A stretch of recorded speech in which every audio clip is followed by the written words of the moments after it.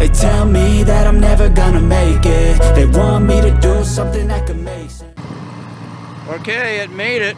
15,000 kilometers on the original engine, 800 T.E.K. Check this out.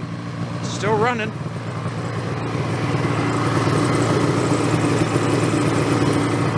So it didn't blow up today, as I predicted.